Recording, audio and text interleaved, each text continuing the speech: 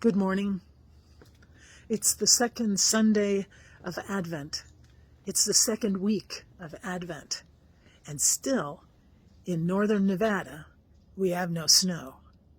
It looks as dry as it looked in September and October. And for us, we're waiting for the moisture that we desperately need. The big event, right? The ski resorts still can't open because the daytime is too warm. The nights are cold enough, but everything would go to dust and water during the day.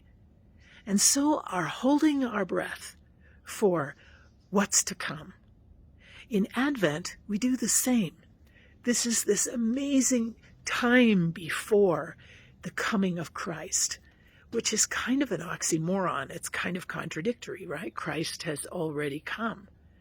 And yet we celebrate the birth of Jesus, of God made man, at Christmas time. We prepare our hearts in Advent for the final coming, for the coming of Christ. So the birth of Christ keeps our eyes on the prize, so to speak, but our hearts are awake and open and longing for that final coming, that eventual coming. And yet, these big, showy events are often the things that make us excited, that draw our attention, that help us pay attention to the other messages. But we know that God is not just speaking in big, showy events. When God answers our prayers, it's often in very quiet, subtle ways. It's not a lot of neon flashing light, where it's evident for a lot of people that, yes, I prayed, and yes, I've received.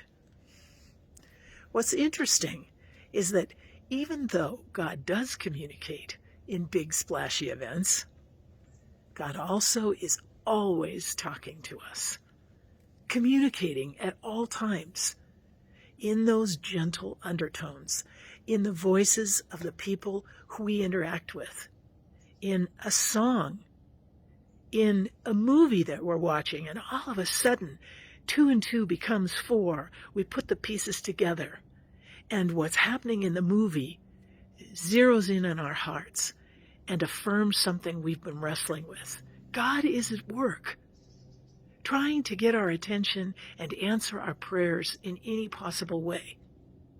But what's amazing is that it's only if we desire to hear that God can make contact.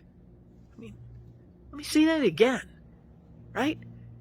Almighty God, divine, the divine being who's created all the trees and the beauty of the mountains and the climate and the oceans and humanity, cannot get through to us if we don't want to hear. So how do we prime our hearts to remain open to what God is always saying to us? God is always talking, not just in the big showy things, not just in the answering of our prayers, but a constant communication of God's heart to ours. In order to hear that, we have to want to hear it. And to want to hear it, there's got to be quiet in our lives. Occasions of restfulness and peacefulness and stillness, where we seek and hear the voice of God. But other authors will also say that it is only when we grow in love that we will want to hear the voice of God more, that we will give God the option of drowning out the noise of our lives, so that we can actually hear the loving language and the whisper of tenderness and care that God has for us. For you. Are you praying for something right now? Is your heart longing for something? Are you weary and you just long for an answer to a question you're turning around in your heart? Great. Don't give up.